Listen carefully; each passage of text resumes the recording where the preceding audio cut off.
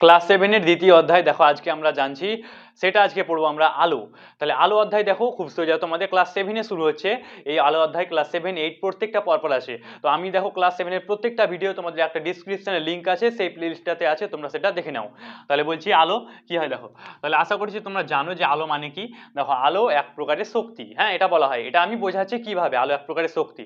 তাহলে দেখো যখন তোমরা জানো যে একটা ইলেকট্রিক বাল্বের মধ্যে তড়িৎ আসে মানে কারেন্ট আসে, তখন সেটার মধ্যে কি আলোর সৃষ্টি হয়। তার মানে যে ইলেকট্রিক যে আসে কারেন্ট, সেটা কি এক প্রকারের শক্তি। জানো তোমরা যে তড়িৎটা এক প্রকারের শক্তি।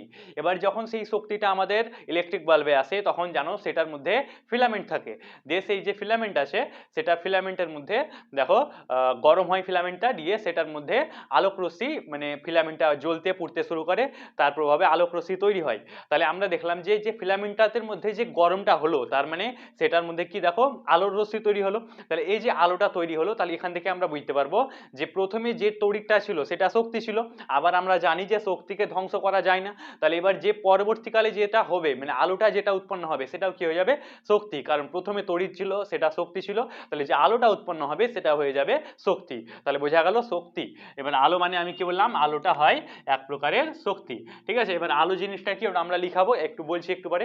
এবার দেখো মনে রাখবা যে আলো দেখো নিজে অদৃশ্য হয়, মানে আলোকে আমরা দেখতে পাবো না। হ্যাঁ, এবার তোমরা বলবো স্যার আলো তো আমরা দেখতে পাই সূর্যের মধ্যে। তাহলে সূর্যের মধ্যে দেখো যখন আমরা সূর্য দেখি, তখন সেটা আলো দেখি না, মানে আমরা যে সূর্য যে জিনিস দিয়ে তৈরি সেগুলো আমরা দেখতে পাই। তো সূর্য কি দিয়ে তৈরি দেখো, মেনলি হাইড্রোজেন এবং হিলিয়াম দিয়ে তৈরি। তো আমরা সূর্যকে যখন দেখি তখন আলো দেখতে পাই না, সেটা আমরা সূর্য যে জিনিস দিয়ে তৈরি সেটা দেখতে পাই। তাহলে বোঝা গেল যে আলোটা দেখা যায় না, মানে যে জিনিসটা আছে সেটা অলওয়েজ দেখা যায়। তো এইভাবে এটা মনে রাখবা। তাহলে আমি বললাম দেখো আলোক রশ্মি কি হয়, এক প্রকারের শক্তি হয়ে যায়। তারপর সেটা বললাম আলোক রশ্মিকে আমরা দেখতে পাই না, মানে আলোক রশ্মির সাহায্যে আমরা কোনো জিনিসকে দেখতে পাই, কিন্তু আমরা আলো যেটা আছে সেটাকে দেখতে পাই না, এটা মনে রাখবা। এবং আলো দেখো কোনো একটা বস্তুকে দেখতে সাহায্য করে, এটা আমরা একটু পরে জানবো ডিটেলসে যে কিভাবে আমরা একটা বস্তুকে আলোর সাহায্যে দেখতে পাই। তাহলে মনে রাখবা আলোর সাহায্যে আমরা বস্তুকে দেখতে পাই। তাহলে এটা আমি লিখে দিচ্ছি, আলোক রশ্মি তোমরা লিখো। লিখো আলো হলো, খাতা নিয়ে বসে যাও, লিখো আলো হলো এক প্রকার, আলো হলো এক প্রকার শক্তি, মানে একটা শক্তি যা নিজে অদৃশ্য। নিজে অদৃশ্য মানে কি, নিজে দেখা যাবে না, নিজে অদৃশ্য, কিন্তু কিন্তু কোনো বস্তুকে, কিন্তু কোনো বস্তুকে দেখতে সাহায্য করে, কিন্তু কোনো বস্তুকে দেখতে সাহায্য করে, দেখতে সাহায্য করে। তাহলে বোঝা গেল যে আলোটা এক প্রকারের বস্তু যেটা শক্তি, এবং সেটা দেখো অন্য কোনো বস্তুকে দেখতে সাহায্য করে। এবার কিভাবে সেটা হয় সেগুলো আমরা জানবো। আমি বলছি ধরো এটা কোনো সূর্য আছে, মানে সূর্য আছে, আর এখানে ধরো বলছি এটা পৃথিবী আছে। তাহলে যখন ধরো সূর্যের মধ্যে আছে, এখানে ধরো চাঁদ আছে। তাহলে এবার যখন সূর্য থেকে ধরো চাঁদের উপর লাইট এলো, তা আমরা একটা বস্তুকে কিভাবে দেখতে পাই। ধরো যে লাইট আসে যদি ডাইরেক্ট আমাদের চোখের মধ্যে আসে, যদি বস্তুতে না আসে, তাহলে কিন্তু আমরা বস্তুকে দেখতে পাবো না। মানে একটা বস্তুকে দেখার জন্য প্রথমে যে লাইট আছে সেটাকে বস্তুর উপর যেতে হবে, তারপর বস্তু থেকে আবার আমাদের চোখের মধ্যে আসতে হবে, তখন আমরা একটা বস্তুকে দেখতে পাবো। তাহলে এই ক্ষেত্রে দেখো যখন লাইট যেটা আছে চাঁদের মধ্যে যাবে, তখন চাঁদ থেকে আবার আমাদের মধ্যে ফিরে আসতে হবে। হ্যাঁ, তো এইভাবে আমরা একটা বস্তুকে দেখতে পাই। এটা জানো আলোর প্রতিফলন বলা হয়, এটাও আমরা জানবো একটু পরে বলছি। তাহলে দেখো বললাম একটা বস্তু থেকে যখন আলোক রশ্মি আসে, দিয়ে একটা কোনো অন্য বস্তুতে পড়ে, সেটা থেকে যখন আবার আমাদের চোখের মধ্যে চলে আসবে আলো, তখন আমরা জিনিসটাকে দেখতে পাবো। তাহলে একটা বস্তুকে আমরা কিসের সাহায্যে দেখতে পাই, আলোক রশ্মির সাহায্যে। এটা কিভাবে হয়, যখন আলোক রশ্মির প্রতিফলন ঘটে তখন এইভাবে আমরা দেখতে পাই। তাহলে বললাম তাহলে আলো হলো এক প্রকার শক্তি, জানি যে কি হয়ে যায় অদৃশ্য, কিন্তু বললাম অন্যান্য যে বস্তু আছে সেটাকে দেখতে সাহায্য করে।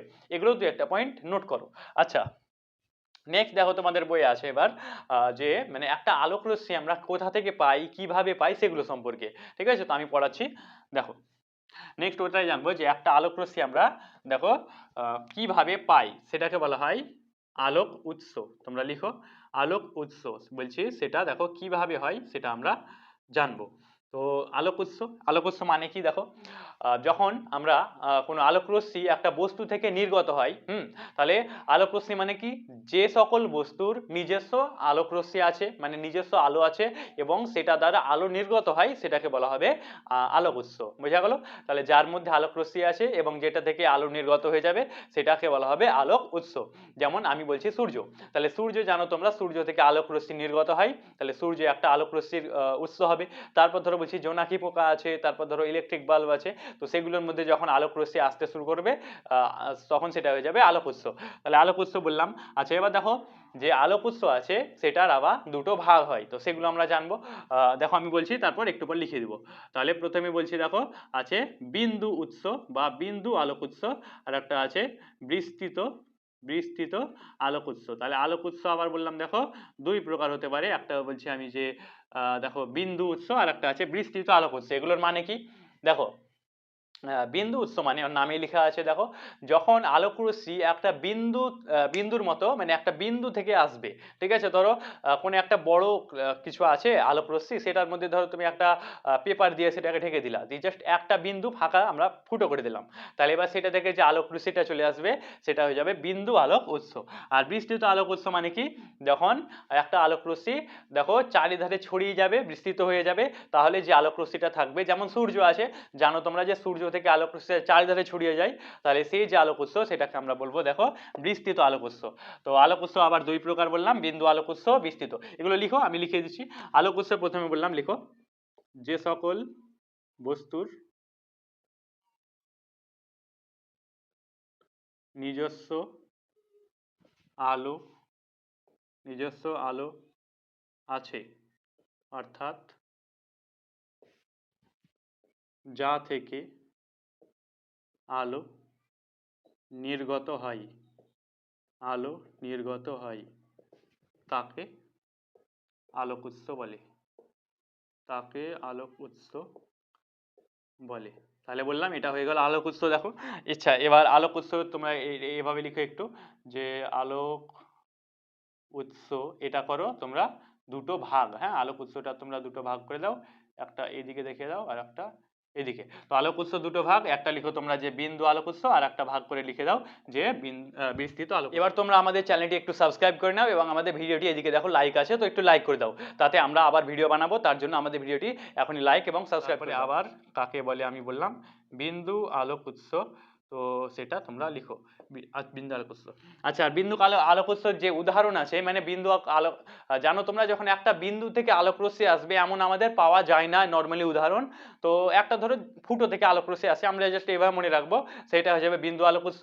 আর বিস্তৃত আলোক উৎসের উদাহরণ অনেক আছে, যেমন সূর্য তারা সেগুলো থেকে যখন আলোক রশ্মি আলোক রশ্মি আসে, তাহলে সেই যে তাহলে সরি, যে আলোক উৎসটা যাবে, মানে যে সূর্য থেকে আলোক রশ্মি যখন ছড়িয়ে যাবে, তাহলে যে আলোক উৎসটা হবে সেটা তোমরা লিখো। এবার দেখো বিন্দু আলোক উৎস ছিল, লিখো, যেসব আলোক উৎস যেসব আলোক উৎস একটি বিন্দু থেকে আলো আলো নির্গত করে তাকে বিন্দু আলোক উৎস বলে, তাকে বিন্দু আলোক উৎস বলে, এটা লিখে নাও।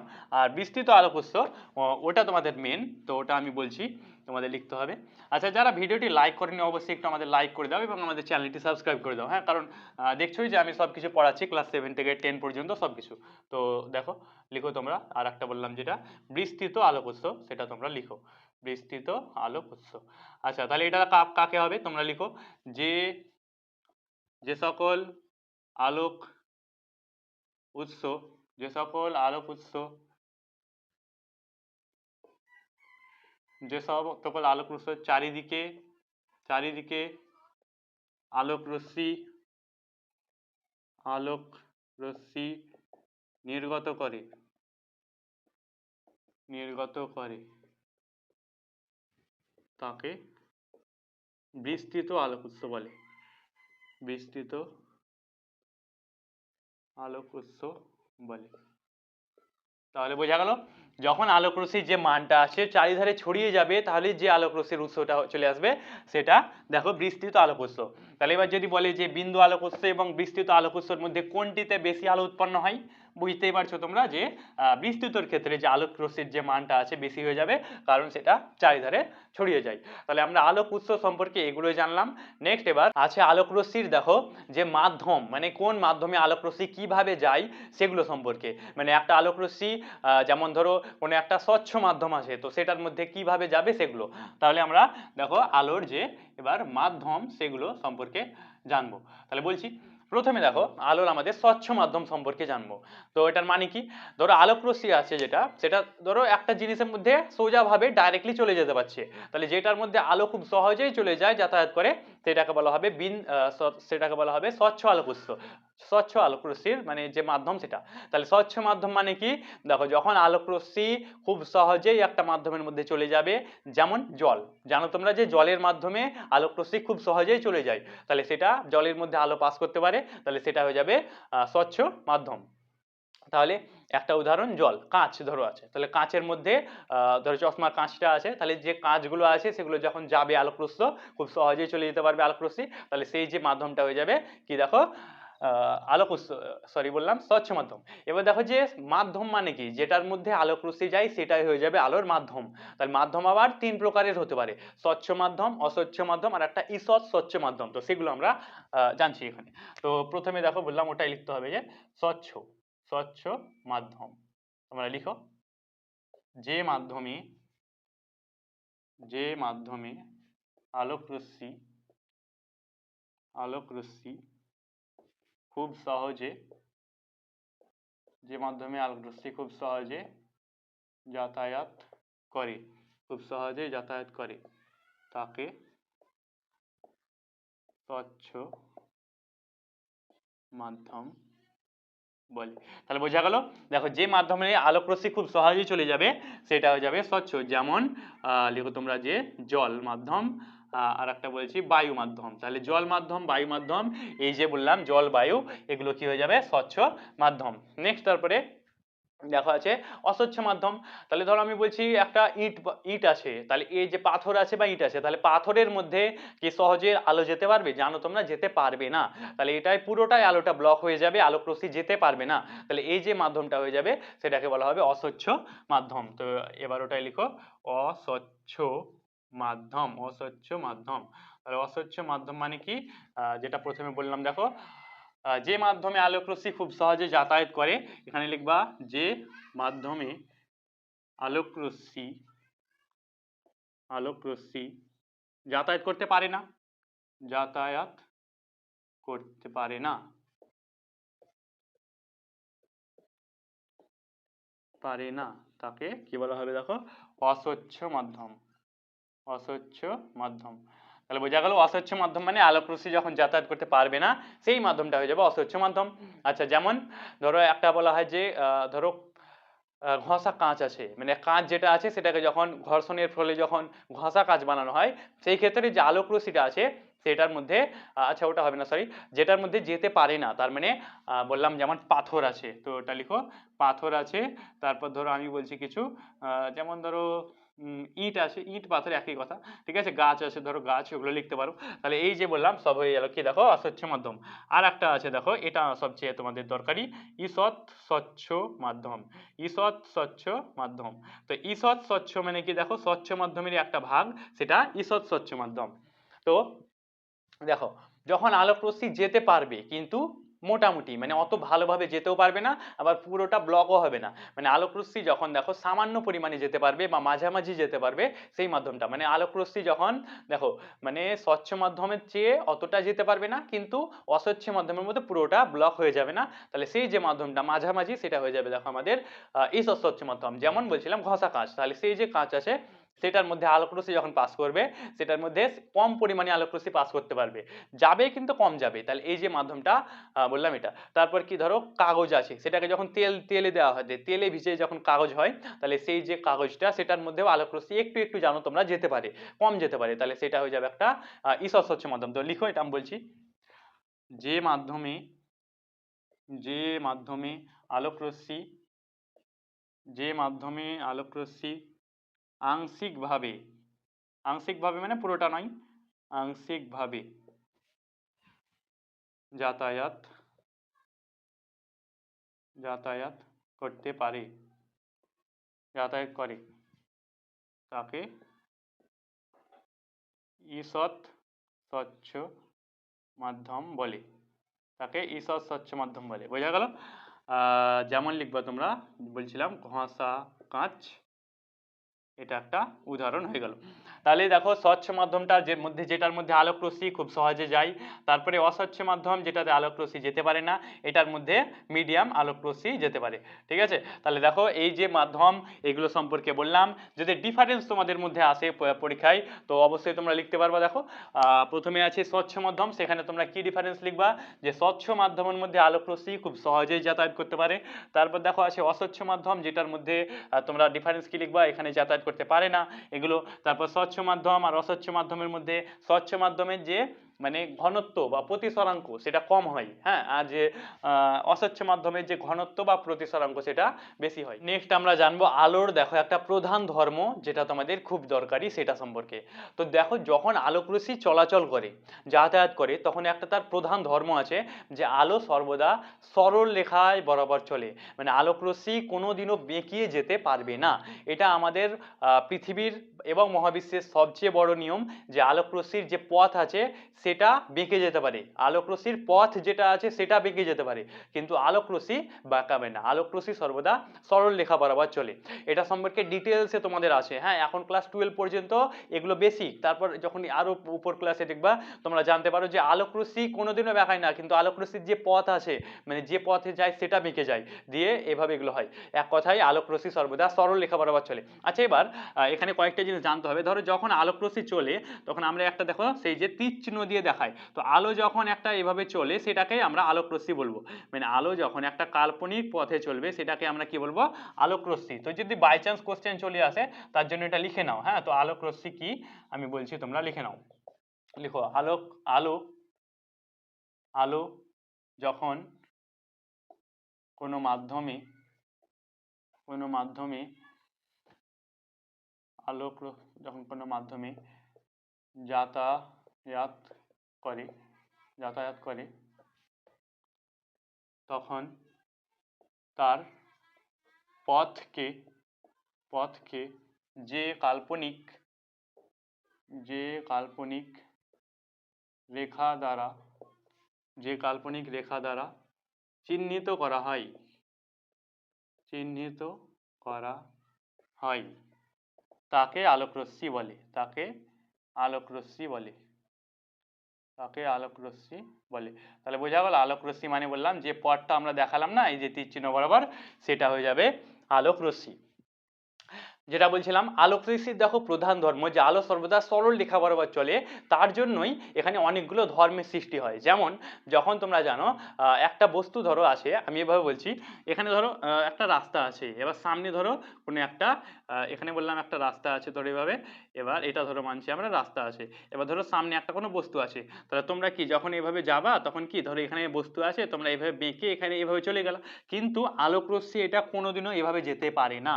আলোক রশ্মি যদি সামনে রাস্তা না পায় সেখানে থেমে যাবে, কিন্তু আলোক রশ্মি বেঁকে যেতে পারে না, এটা মনে রাখবা। ঠিক আছে? এবার দেখো এটা বললাম। এবার আলোক রশ্মির ক্ষেত্রে যখন আলোক রশ্মি বেঁকে যাবে না, হ্যাঁ, তখন কি হবে দেখো, আলোক রশ্মিটাকে আমরা প্রতিফলনের মাধ্যমে সেটাকে বেঁকিয়ে দিতে পারি। মানে আমরা ধরে একটা আলোক রশ্মি আসছে, সেটার সামনে একটা আয়না রেখে দিলাম, তাহলে কি তার ফলে যে আয়নার প্রভাবে আলোটা বেঁকে জানি তোমরা জানো, মানে আলোক রশ্মিটা আসবে দিয়ে ধাক্কা লেগে আবার অন্য অন্য জায়গায় চলে যাবে। তো এইভাবে তোমরা অবশ্যই করেছো আশা করছি, রোদের মধ্যে একটা আয়না ধরে। তাহলে এইভাবে বললাম দেখো যে মাধ্যমে মানে যে আলোক রশ্মিটা এইভাবে পথটা বেঁকে যাবে না, আলোক রশ্মিটার প্রতিফলনটা ঘটতে পারে। তাহলে আলোক রশ্মি বললাম সর্বোচ্চ, তোমরা এটা লিখে নাও প্রধান ধর্ম, আলোক রশ্মির প্রধান ধর্ম, আলোক রশ্মির প্রধান ধর্ম, প্রধান ধর্ম কি বললাম, আলো সরল রেখায় চলে, সরল রেখায় চলে। লাস্ট টপিক, তারপর ক্লাস শেষ। দেখো জানবো যে আমরা বলছি, দেখো একক আলোক রশ্মি বলে কিছু হয় না, মানে একটা আলোক রশ্মি বা দুটো আলোক রশ্মি এমন বলে কিছু হয় না, ঠিক আছে?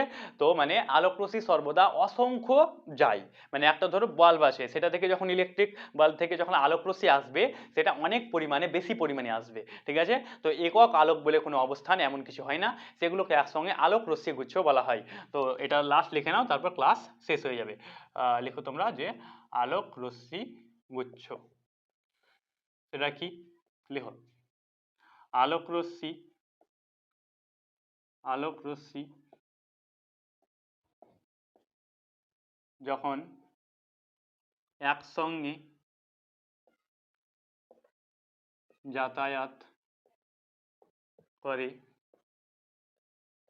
তখন সেই রশ্মিগুলিকে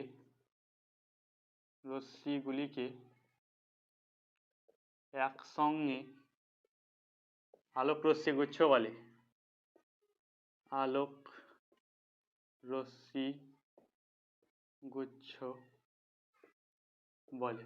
তাহলে বোঝা গেল আলোক রশ্মি যখন একসঙ্গে সবকিছু চলে যাবে তখন যে রশ্মির সৃষ্টি হবে সেটা হবে আলোক রশ্মি গুচ্ছ। একটা প্রশ্নের তোমরা উত্তর দাও যে দেখো আলোর স্বচ্ছ মাধ্যমের নাম লেখো, মানে আমি আজকে পড়ালাম যে আলোর স্বচ্ছ মাধ্যম, সেটা তোমরা কমেন্টের মধ্যে অ্যান্সার জানাও যে আলোর স্বচ্ছ মাধ্যম কোনটি হয়। আমি দুটো বলেছিলাম, তো একটা যে কোনো তোমরা কমেন্টে জানাও। আজকে এত দূরে থাকবে, আবার আমরা পরে ক্লাসে পড়ছি। তো সবাই থাকো এবং যে প্লেলিস্ট আছে সেটা সেভ করে নাও, সেটা থেকে আবার তোমরা প্রত্যেকটা ভিডিও আমাদের পেয়ে যাবা। তো দেখতে থাকো আমাদের ক্লাস এবং আমাদের চ্যানেলটি এখনই সাবস্ক্রাইব করে নাও।